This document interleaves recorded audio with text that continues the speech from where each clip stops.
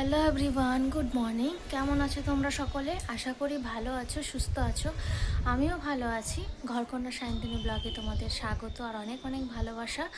আর আজকে দেখো শনিবার, তোমাদের দাদাভাই কাজে বেরোলো, খাওয়া দাওয়া করে, আর আমি খেলাম একটু চিড়ে ভাজা। কালকে সারাটা দিন কোনো ভিডিও করতে পারিনি, কিছু করতে পারিনি।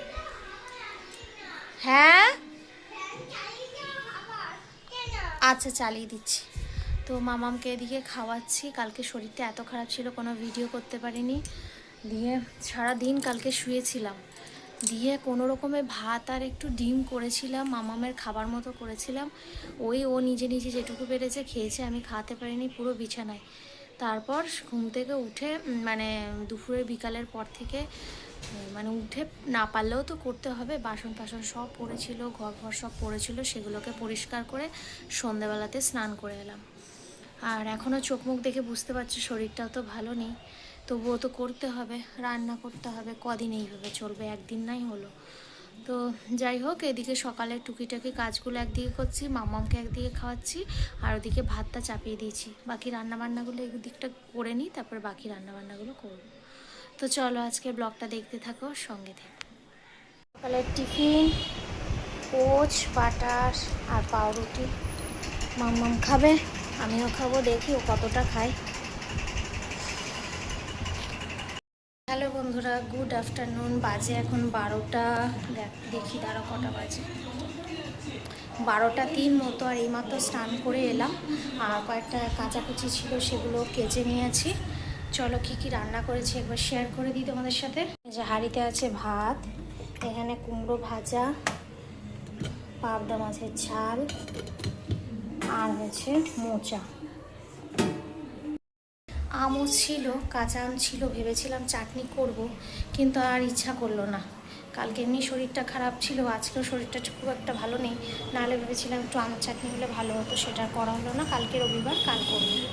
তো চলো, এখন তো খাবো না, একটু পরে খাবো। এখন এই মাথা ফাতাগুলো আঁচড়ায়, পরে কথা হচ্ছে আবার। অনেকদিন পর আবার ছাদে চলে এসেছি, দাও আবার শুরু হয়ে গেছে জিম করা। বলে আমি যে জিম করছি, জিম করতে করতে উল্টে গেছে রে। নাও এই জিম মাস্টার। আর আকাশে একটু বেশ ভালো মেঘ করেছে, তো অন্য জায়গায় হয়তো বৃষ্টি হচ্ছে, এখানে বেশ ভালো ঠান্ডা ঠান্ডা হাওয়া দিচ্ছে, এখানে আর বৃষ্টি নেই। এই জিম মাস্টার বালি নেয় না, বালি ধরে না।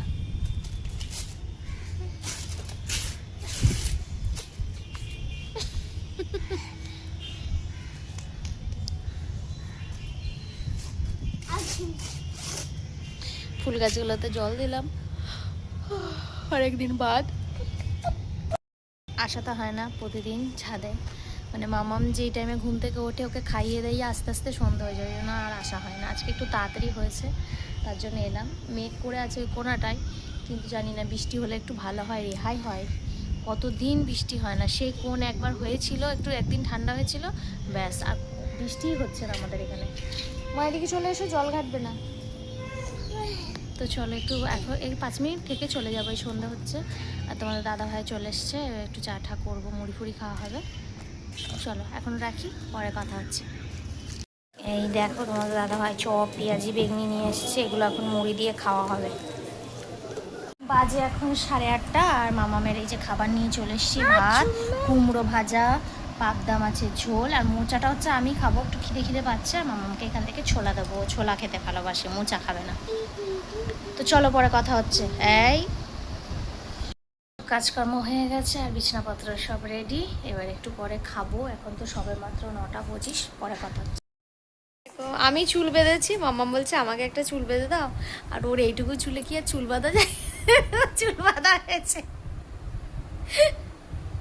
চুল বাঁধতে বসেছি, ও দিয়ে বলছে যে আমাকে একটা চুল বেঁধে দাও। একটা ছোট্ট পাড়াশি, হাতে ধরা যায় না, আর একটু বড় হলে চুল বাঁধা হবে না। এবার খুলে দিতে হবে, হ্যাঁ খুলে দিতে হবে, নাহলে চুলটা খাড়া খাড়া হয়ে যাবে। তো রাতে খাওয়া হবে মাটন আর ভাত, তাই তো?